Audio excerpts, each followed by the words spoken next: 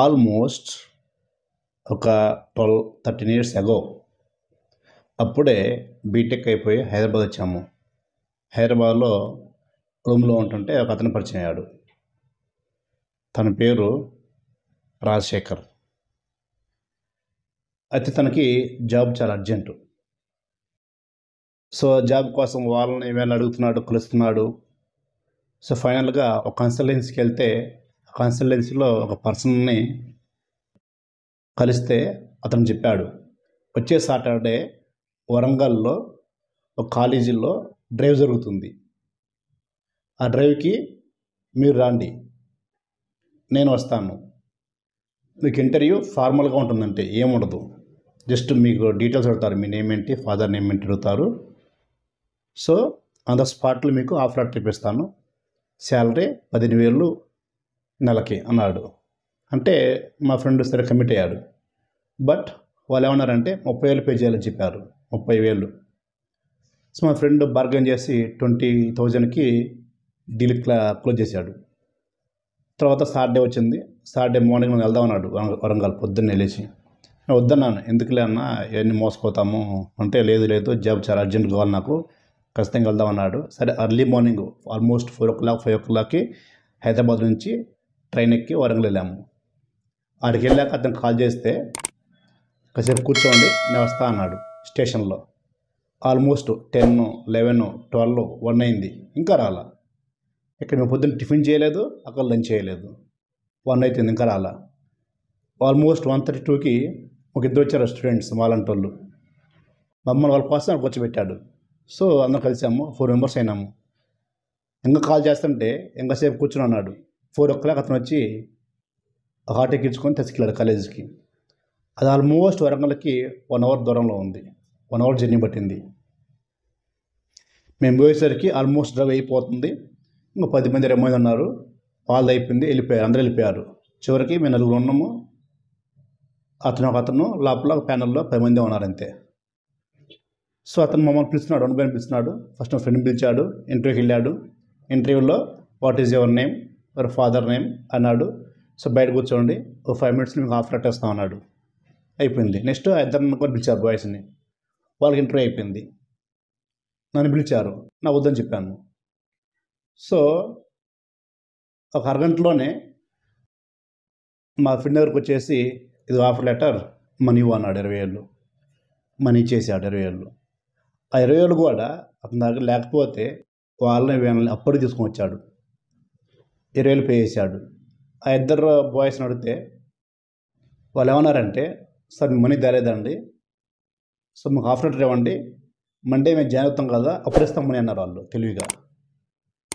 అతను చాలా కోపం వచ్చింది. కోపం వచ్చేసి బాగా తిట్టేసి ఆఫర్ లెటర్ చింపేసి పక్కన పడేశాడు. వాళ్ళు కారు వెళ్ళిపోయారు 10 మంది.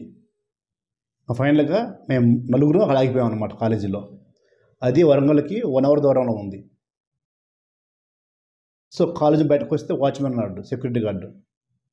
తను అడిగితే, ఏం రావు మీరు నడిచిపోవాల్సిందే అన్నాడు. అడవి పెద్ద అడవి, బాగా చీకటి, 8:30 టైం. 9 నుంచి మొదలు పెడితే నడవటము మాకు 2 hours పడుతుంది నడవటానికి.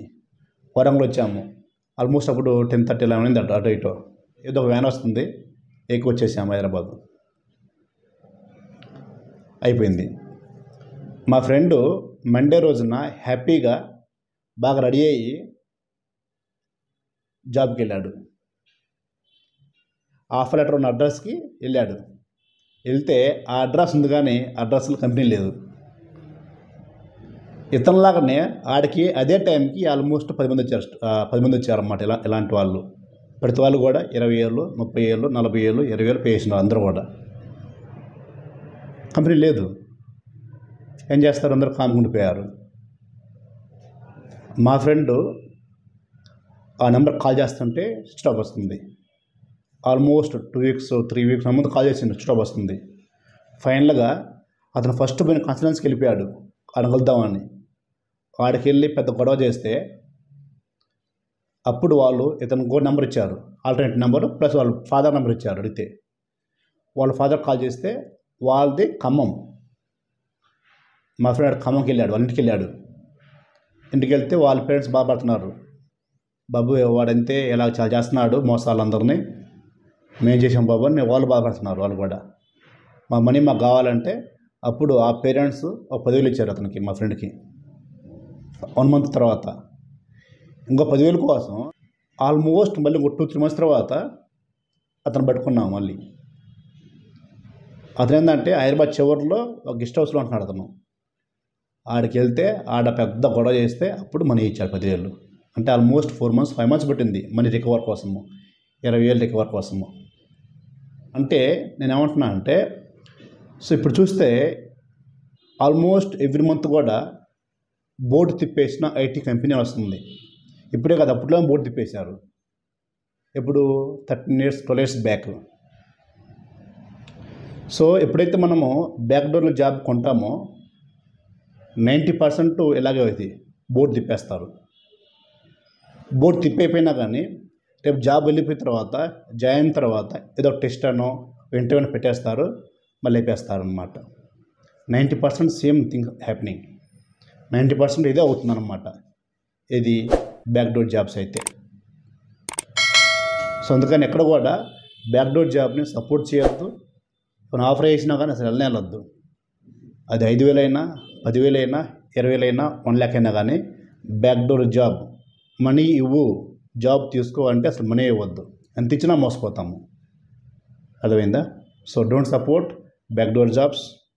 Gain the knowledge and get the job. Thank you.